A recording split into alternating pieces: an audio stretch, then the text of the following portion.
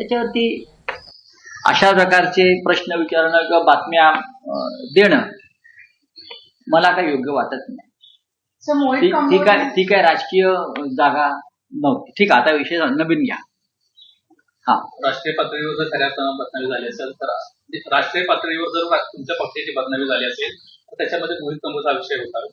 ठीक आहे, आम्ही करू ना. बघा, शेवटी हा संघर्ष हा संपत नाही का, हा संघर्ष सुरूच राहतो. पण त्या कार्यक्रमाला, त्यांच्या काही कौटुंबिक कार्यक्रमाला अनेक लोक उपस्थित होते. त्याच्यामध्ये थोड्या वेळापुरते आदित्य ठाकरे उपस्थित होते असं मला आता मी वाचलं कुठेतरी. आणि मी बोललो की अशा एखाद्या मंगल कार्याला कोणी बोलवला असेल तर त्याच्यावरती तुम्ही राजकारण किंवा राजकीय दृष्ट्या पाहू. ज्यावेळेस उद्धव ठाकरे गेले त्यावेळेस तुम्ही म्हटलात की ती भूमिका मला पटली नव्हती किंवा ज्या प्रसाद यांनी शिवसेना दगड मारण्याच्या अनुषंगाने विधान केलं होतं तिथे जाऊन मला पटलं नव्हतं.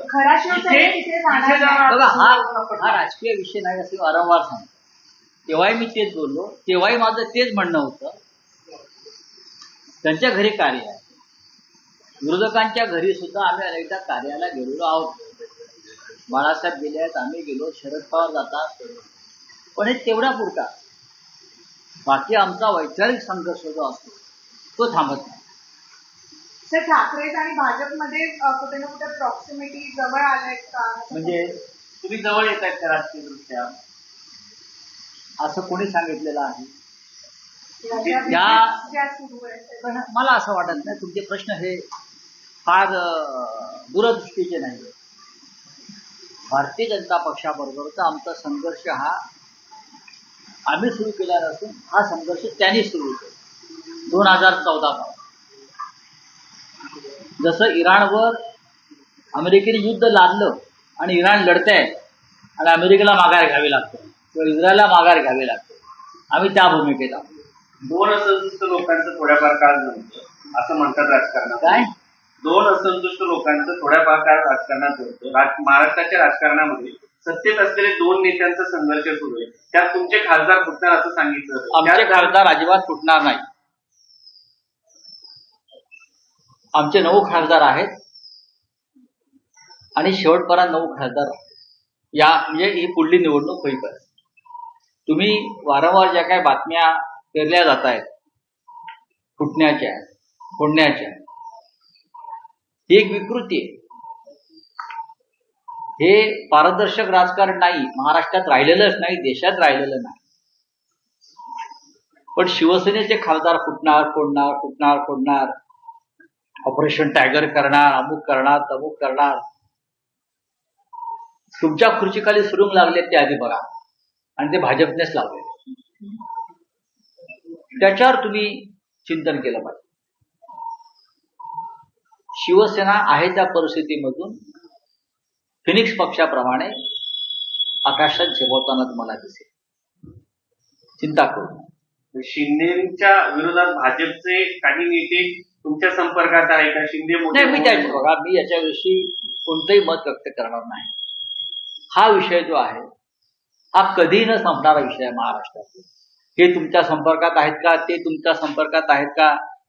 राजकारणामध्ये प्रत्येक जण एकमेकांच्या संपर्कात असतोच. विशेषतः जो शत्रू असतो तो अधिक संपर्कात असतो. पण तो मदत पण करतो आहे, हे पण कुठे ना कुठे आलं. आणि करू द्या ना. प्रमुख आहेत त्यांनी मदत नाही. हो, पण जर कोणी मदत केली असेल, एकमेकांना केली असेल, ती कॅमेरावर सांगण्याच्या काही गोष्टी नसतात. इंटेलिजन्स शेअर केले जातात. इंटेलिजन्स म्हणजे खासदारांच्या पुढे बैठका होतात का, काय असं काही एक प्रश्न असा आहे की काही खासदारांवर आक्षेप घेतला गेला होता इतरत्र कुठे जेवायला जाऊ नये, विशेषतः शिंदेच्या खासदारांच्या घरी. मग कंबोज यांच्या घरी जी आदित्य ठाकरेंची त्याच्यावरती माझं उत्तर मी दिलेलं आहे आणि वारंवार मी त्याच्यावरती बोलणं. मी इथे आहे या क्षणी, बरोबर. तुम्ही प्रश्न विचारलात म्हणून एक भूमिका सांगितली की राजकीय शत्रू जरी असला तरी त्याच्याकडे जर एखाद्या मंगल कार्याचं आमंत्रण असेल तर ती आपली संस्कृती आहे. ती तेवढ्या पुरतं कटुता दूर ठेवून आपण त्या कार्यक्रमात सहभागी होतो आणि निघून जातो. साताऱ्यामध्ये जो राडा झालेला होता त्या राड्याचे पडसाद महाराष्ट्राने सगळ्या बघितले. भाजप आणि शिवसेना सत्ताधारी दोन पक्ष एकमेकांसोबत झुंजलेले आपल्याला बघायला मिळालेले होते. त्यानंतर जे तुषार दोषी होते पोलीस अधीक्षक त्यांना आता सक्तीच्या रजेवरती पाठवले. म्हणजे एक प्रकारे एकनाथ शिंदे वरचे ठरलेत असं म्हणायचं याचा अर्थ असं नाही नाही. मी असं अजिबात म्हणणार नाही. ही एक तात्पुरती मलमपट्टी असते देवेंद्रजीने केलेली. त्यांना जे साध्य करायचं होतं ते त्याने साध्य केलं. पालकमंत्र्याला बदललं, जिल्हा परिषदेमध्ये आपली सत्ता आणून घेतली. आता ठीक आहे, त्यांचं समाधान करा, त्यांना रजेवर पाठवलं. अजून काय आहे? त्यांना सांगितलं असं जा जरा 1 महिना कुटुंबाबरोबर फिरून या इकडे तिकडे जरा, मग 1 महिन्याने बघू. हो ते ऑपरेशन तुतारीची एक खूप चर्चा चालू आहे. जसं बघा, ऑपरेशन तुताऱ्या वगैरे वगैरे वगैरे या चर्चा या महाराष्ट्रामध्ये सातत्यानं सुरूच राहणार आहे. सत्ताधारी पक्षाला कोणताही कामधंदा उरलेला नाही. काही त्यांच्याकडे चांगलं काही करावं, विकासाच्या दृष्टीने बोलावं, जनतेच्या प्रश्नावर चर्चा करावी, असं काही मला दिसत नाही. मग हे ऑपरेशन ते ऑपरेशन, आमची ऑपरेशन करता करता तुमचं कधी ऑपरेशन होईल कळणार नाही. लक्षात घ्या. चला, दीपक केसरकर शिक्षण मंत्री असताना अशोक खरातच्या भावाला एका शाळेचा आयडी मिळाल्याची माहिती मिळते. खरोखर मला या विषयावर जे म्हणायचं आम्ही कालपर्यंत सांगत राहिलो. आता पोलीस तपास चालू आहे. काही त्यात लोकांना किती धक्कादायक माहिती सर बाहेर निघते. सीएच्या बद्दल म्हणा किंवा ज्या प्रकाराने 2,500 कोडवर्ड वगैरे वगैरे यूज करायचं. पोलीस तपास करतायत. ज्या गोष्टीचा तपास SIT करते, पोलीस यंत्रणा करते. आणि मी म्हटलं की नाशिकचे पोलीस आयुक्त संदीप कर्णे हे उत्तम तपास करतात. उत्तम तपास प्रमुख आहे. तपासादरम्यान एखाद्या माध्यमाला अशा पद्धतीने मुलाखत देणं, त्याच्या गोष्टी सांगणं हे कितपत योग्य वाटतं? तुम्ही कोणाविषयी बोलता? संदीप कर्णिक. बघा, ते